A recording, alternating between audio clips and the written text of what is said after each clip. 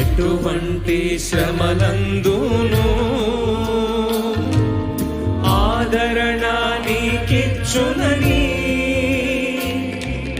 గ్రహించి నీవు యేసుని చూచిన హద్దులేని ఇంపు పొందెదవు. గ్రహించి నీవు యేసుని చూచిన హద్దులేని ఇంపు పొందెదవు. రమ్మనుచున్నాడు